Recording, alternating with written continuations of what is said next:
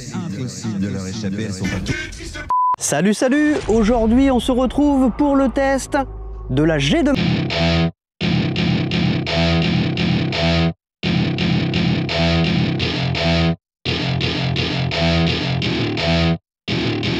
Welcome to my party, we're just getting started. A life is a dream or a nightmare scarring. Hand me a drink cause I think I'm going all in. Get me a shrink who can catch me when I'm falling. Cover up my... Comme d'habitude dans ce test, on va tout tester, le 0 à 25, la Vmax, sa capacité de freinage, de franchissement, on va voir ce que ça donne sur les chemins de terre, on va voir ce que ça donne en roulant doucement. Je vais vous parler globalement de sa qualité, de la qualité des matériaux, et puis en fin de vidéo, je vous donnerai toutes les véritables caractéristiques complètes. Allez, on commence par le contenu du carton. Alors qu'est-ce qu'on a?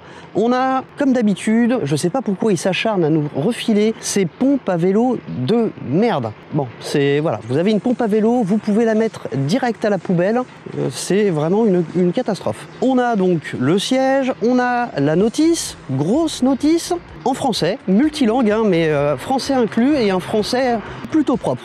Ça, c'est cool. On a un trousseau de clés, et puis c'est tout. C'est tout. Donc le montage se fait très vite, et comme d'habitude chez Kugo, ça ne coûte rien de vérifier les resserrages, mais l'assemblage est toujours très propre, et c'est encore le cas sur celle-ci. On a vraiment une trottinette qui est globalement vraiment bien finie, mais qui n'est pas parfaite, hein, loin de là. Alors maintenant qu'on a parlé du contenu du carton, je vais quand même vous parler du carton en lui-même. Comme toutes les Kugo, elle arrive super bien protégée. On a un carton bien épais, on a un surcarton, et puis on a surtout une trottinette qui est intégralement calée dans le carton avec du polystyrène, hein, avec tout ce qu'il faut. Bon, l'inconvénient, c'est quand vous déballez une Kugo, prévoyez 2 sacs poubelles de 100 litres pour virer tout le polystyrène, parce qu'il y en a vraiment une tonne. Mais vous êtes sûr, quand vous commandez une Kugo, du moins une Kugo fabriquée pour le compte de Kugo exclusivement, j'entends bien, en opposition au modèle OEM, hein, voilà, elles sont toujours très bien emballées. Qu'est-ce qu'on avait à monter? Je vais vous diffuser quelques photos. Alors ce coup-ci, il n'y en a pas beaucoup parce qu'il n'y avait vraiment pas grand-chose à monter. Le cintre, comme d'habitude, on resserre les éléments sur le cintre et on installe la selle si on a envie d'installer la selle. Alors là, je l'ai installé. Je vais vous montrer rapidement ce que ça donne dessus. Mais ce que je peux vous dire déjà, c'est que contrairement à la M5 Pro, qui elle était vraiment agréable à conduire assis, celle-ci, pas du tout. Mais alors, pas du tout. Debout, hein. On a tout le test pour voir ce que ça donne, mais assis, voilà, je vous garantis qu'on n'est pas bien, ça louvoie constamment, on est constamment en train d'essayer de lutter contre le louvoiement, même à basse vitesse, hein, et ça, c'est chiant. Donc le montage, ça va vous prendre, allez, 10 minutes à tout casser. Alors la G2 Max, qu'est-ce que c'est? C'est en gros une M5 Pro, mais un petit peu différente. On est sur la même puissance, on est sur la même batterie, il y a énormément de similarités, mais vous allez voir, le châssis est lui très différent, et chacune a ses avantages et ses inconvénients. Pour les caractéristiques, comme dernièrement, et ben ça va être en fin de vidéo, mais je vais déjà vous donner ces caractéristiques globales, on va dire. Donc on a un moteur de 1000 watts, situé à l'arrière, on a une batterie 48 volts 20 ampères-heure qui malheureusement n'est garantie que pour 800 à 1000 cycles de charge.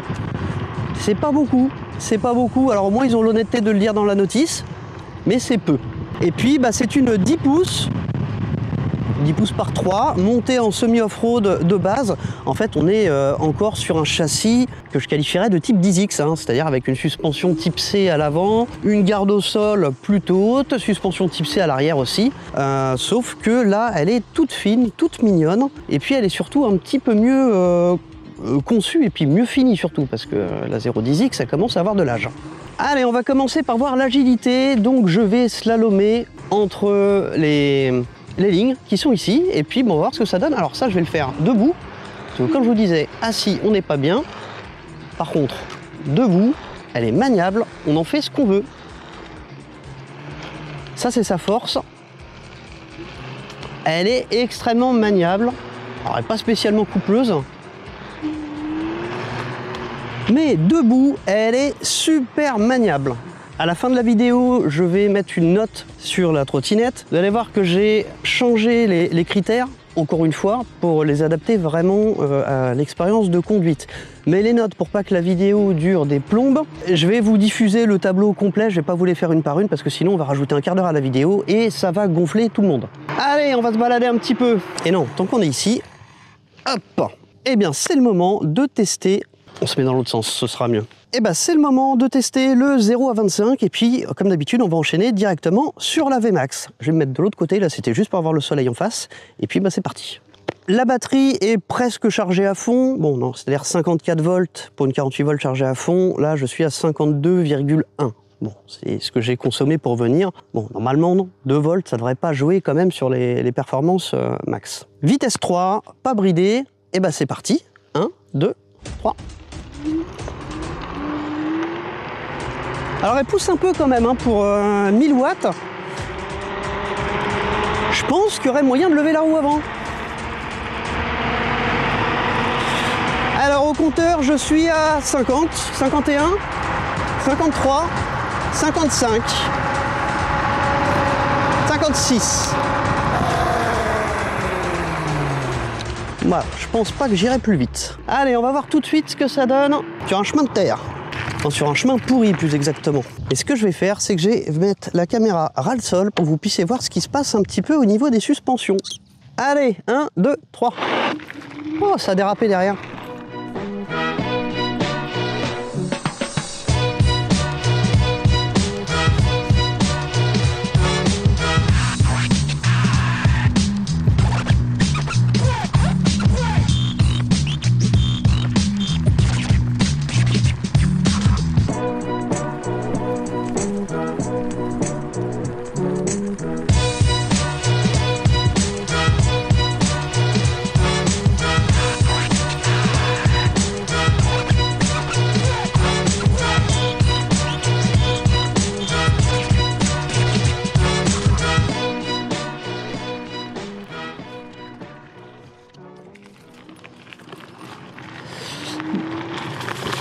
Alors les suspensions travaillent bien, c'est vraiment confortable, c'est assez mou. Pour vous donner une petite référence, je fais en ce moment 68 kg et avec le sac à dos on doit être, qui est quand même bien rempli, on doit être à 75. Voilà, donc à 75 je suis pas embuté. Il n'y a pas énormément de travel quand même, je pense qu'il y en a moins que sur une 10X par exemple. Bon, en attendant d'aller faire le test de franchissement, c'est-à-dire le test côte, comme d'habitude, je vais vous parler du poste de pilotage. Alors, on a des poignées ergonomiques avec une texture qui est super agréable au toucher. Alors oui, bon, là j'ai des gants, mais sans gants, c'est pas mal du tout. On a une poignée de frein mécanique, alors on reviendra dessus. Alors, il y a un petit grip dessus. C'est une poignée 4 doigts, hein, c'est pas une poignée courte, c'est une poignée de frein. On a ensuite donc un commodo qui nous permet d'activer ou de désactiver les feux, enfin le phare devant et puis les feux de position. Juste en dessous, on a les clignotants. Alors les clignotants, je vous en parle tout de suite.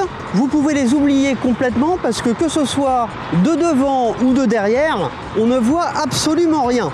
Devant, c'est la toute petite loupiote qu'il y a sur le deck qui clignote en blanc et qu'on voit absolument pas. Et à l'arrière, c'est un petit clignotement rouge. Donc c'est même pas un changement d'intensité. En dessous, on a un klaxon. Après, on a l'écran central qu'on retrouve sur la plupart des Kugo. Très beau display, lisible au soleil, ça c'est vraiment un bon point. On a ensuite un contacteur à clé, et puis on retrouve donc la même poignée de frein que de l'autre côté, je ne vais pas vous la refaire. Ensuite, un accélérateur type quad avec une gâchette rotative qui va tourner sur un quart, on va dire un 1/8 de tour. Et puis juste en dessous, le seul et unique bouton qui permet d'éteindre ou d'allumer la trottinette et puis de sélectionner les différents modes de vitesse sur le display. Et puis de l'autre côté, la même poignée ergonomique. Je place la caméra et puis on passe au test côte. Donc je vais me placer tout en bas comme d'habitude. Je vais rouler jusqu'à ce panneau ou jusqu'à la caméra. Et puis on va voir combien de temps je mets pour aller de là à ici.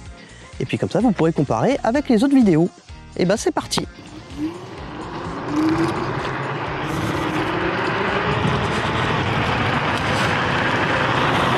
Alors je pense que vous vous en serez douté.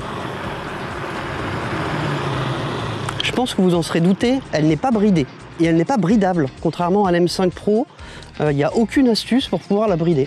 La seule astuce, si on peut parler d'astuce, c'est de se mettre en vitesse 1 ou 2, ce qui de toute façon n'est pas conforme. Donc c'est une trottinette, encore une fois réservée à un usage privé. Allez, c'est parti, c'est une côte qui fait 13% en moyenne, 15% au maximum. Et ben c'est parti, 1, 2, 3, go! Je précise que je suis toujours tout à fond, vitesse 3. Alors, le display m'affiche 25.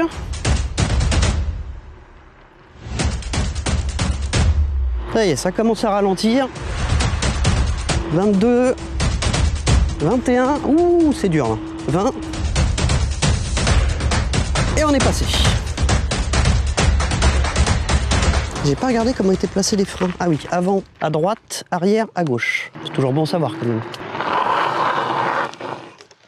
Allez, on va aller mesurer le freinage. Alors frein mécanique, à l'avant, à l'arrière, sur des disques de 140. Bon, je vous donnerai toutes les caractéristiques tout à l'heure. Alors on va faire 2 essais. Je vais faire un essai en essayant de me mettre à 25, puisqu'elle n'est pas bridée à 25 et que j'ai aucune vitesse qui me permet de tomber pile poil à 25. Et puis ensuite, je vais retester les capacités de freinage, mais à fond, histoire de vous prouver à quel point des freins mécaniques sur une trottinette qui roule à 50, c'est pas terrible. Allez, premier essai à 25. On va essayer 25. Et ben voilà, là je suis à 25. C'est ça 25? C'est ça 25.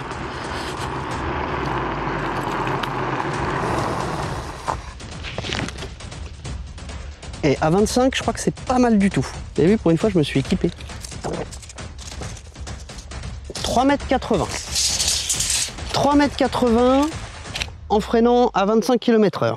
On refait la même avec plus de vitesse. J'atteindrai jamais la Vmax sur la caméra si je pars d'ici. Alors on va partir de là. Allez.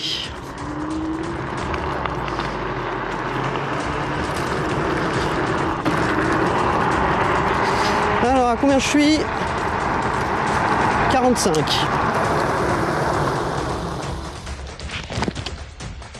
Ah oui, c'est nettement moins bon. Alors j'ai pas dérapé, donc logiquement je suis sur la distance de freinage la plus courte possible. 13,40 m à potentiellement 46 km/h. Bon, de toute façon on verra ça avec la télémétrie.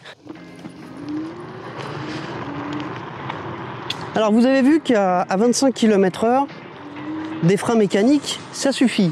Mais au-delà, ça suffit pas du tout. 13,80 m, c'est quand même énorme. Allez, on va passer au pour et au contre. Comme d'habitude, je vais commencer par les contres. Le premier, c'est bien entendu le fait qu'il n'y ait pas moyen de la brider à 25 km/h et que donc elle ne soit pas conforme sur les routes françaises. C'est dommage, c'est vraiment dommage. Étant donné qu'ils ont été capables de le faire sur la M5 Pro et sur les autres modèles, mais pas sur celui-là, je sais pas pourquoi. Mais il y a beaucoup de fabricants chinois, alors y compris Nanrobot, qui ont mal interprété la loi française. Ils pensent que si on a une vitesse qui est capable de bloquer la trottinette à 25 km/h, et ça suffit. Ils n'ont pas compris que ce qui fait la conformité, c'est le fait que ce soit un bridage par construction. Même si en vrai, on est toujours bien content de pouvoir le débrider nous-mêmes. Ensuite, eh bien, on a ce siège. Alors, je vais pas lui reprocher son côté illégal, je m'en fiche. Ce que je lui reproche, c'est qu'il n'est pas conçu pour, tout simplement. Il est placé beaucoup trop en arrière, il n'y a pas assez de poids à l'avant. C'est pour ça qu'en fait, ça passe son temps à louvoyer devant quand on est assis. Il faut constamment maintenir. C'est pas stable. C'est pas stable, on n'est pas à l'aise. C'est pas une trottinette qui a été conçue pour ça. Voilà, donc le siège, non. Les clignotants, je le dis, je le répète, je trouve que mettre des clignotants inutiles est encore plus dangereux que de ne pas en mettre. Et je vous réexplique pourquoi vite fait. Quand il y a des clignotants invisibles comme cela, on peut avoir tendance à croire que quand on indique une direction, la personne derrière sait qu'on va prendre cette direction-là. Alors qu'en fait, pas du tout. Alors que si on n'a pas de clignotant, qu'on n'a pas la possibilité de le faire, eh ben on reste constamment plus vigilant, puisque à aucun moment on est persuadé que la personne derrière sait à quel endroit on va tourner. Donc soit on met des clignotants bien visibles, soit on n'en met pas du tout, mais mettre des clignotants de cette manière-là, non. Qu'est-ce qu'on a encore comme inconvénient? il n'y a pas beaucoup de travel sur la suspension avant. Bon, c'est un petit inconvénient, hein. Ça, c'est pas un gros inconvénient. La puissance, bon, c'est une 1000 watts, hein. Donc, je ne vais pas lui reprocher sa puissance. Quand on achète une trottinette de 1000 watts, c'est qu'on veut une trottinette de 1000 watts. On achète une trottinette simple moteur, c'est qu'on veut une simple moteur. Donc je ne vais pas lui reprocher d'être sur un seul moteur. C'est comme ça. Bah écoutez, hein, on a fait quoi? On a fait frein, phare. Après, je vais vous parler des avantages. Et là, il y en a plein. Eh bien, le premier, c'est la qualité de fabrication. Comme toutes les trottinettes réellement fabriquées pour le compte de Kugo, comme celle-ci, comme la G3 Pro, comme la M5 Pro. D'un point de vue assemblage, qualité des matériaux, on est très bien. Je ne vous parle pas de la G3, bien entendu. La G3, on l'oublie complètement. Le lock a été encore amélioré. Alors, il était déjà top, hein, ce système de valve, il est très moche, mais il est très, très efficace. Et bien là, ils ont rajouté une goupille supplémentaire, je vais vous montrer ça tout à l'heure, qui vient vraiment verrouiller le tout qui est déjà verrouillé. Donc là, autant vous dire que ça bouge pas du tout, du tout, du tout. Ah, je suis en train de voir un inconvénient que j'ai oublié. Allez, je vous en parle tout de suite, c'est pas grave, c'est un peu dans le désordre. Ça, ce truc-là, bon, alors déjà, au niveau de l'esthétique, bon, ça c'est subjectif, on va pas juger l'esthétique. Moi, ce que je juge, c'est que ça m'inspire pas confiance du tout. C'est extrêmement fin. Alors oui, effectivement, ça n'a pas bougé, mais ça inspire vraiment pas confiance, hein. Alors c'est un peu la marque de fabrique, hein, de Kugo dernièrement. Il y a deux trucs pour lesquels on peut reconnaître facilement les Kugo, c'est leur couleur noir et orange, avec un orange assez particulier, et puis surtout le fait que ce soit creux comme ça devant. Ça, ils le font sur pas mal de modèles maintenant, mais là j'ai jamais vu aussi fin et ça m'inspire pas confiance du tout. Allez, on revient sur les avantages. Eh bien regardez, ce petit cale-pied arrière, ces finitions. Le port de charge qui est bien protégé, elle est IP54 de base, elle est toute petite, toute mignonne, elle a un gabarit sympa, elle est pas trop lourde. Non, ça c'est très très bien. Autre avantage, le display, hein, le display qui est lisible au soleil, qui est beau, qui est bien intégré, qui est réussi. Les poignées ergonomiques sont vraiment confortables, cette texture c'est vraiment top. Et puis on a un cintre qui est pas trop large, type Rise, tout ce que j'aime. Ça, de ce point de vue-là, vraiment tout ce que j'aime. Allez, on va passer aux caractéristiques. La Kugo G2 Max dispose d'une batterie 48 volts 20 Ah, soit 0,96 kWh, exactement comme la M5 Pro. Ce sont des cellules 18650 garanties pour 800 à 1000 cycles de charge, ce qui correspondrait par rapport à l'autonomie constructeur, hein, donc c'est vraiment au maximum, à 64 000 km. Je demande à voir. Elle est fournie avec un chargeur de 2 ampères qui permet une charge complète en 10 heures pour un coût de 16 centimes au tarif français actuel en vigueur. On passe au moteur. Donc elle a un moteur de 500 watts nominaux, 1000 watts en crête, vitesse de rotation maximale 1044 tours par minute. Elle a un couple de 7,7 Nm, ce qui correspond à une puissance de 1,16 chevaux d'In. Elle a un contrôleur capable de sortir 21 ampères avec un signal sinusoïdal. La Vmax annoncée est de 55 km/h. La Vmax réelle, je ne la connais pas, mais vous le savez déjà.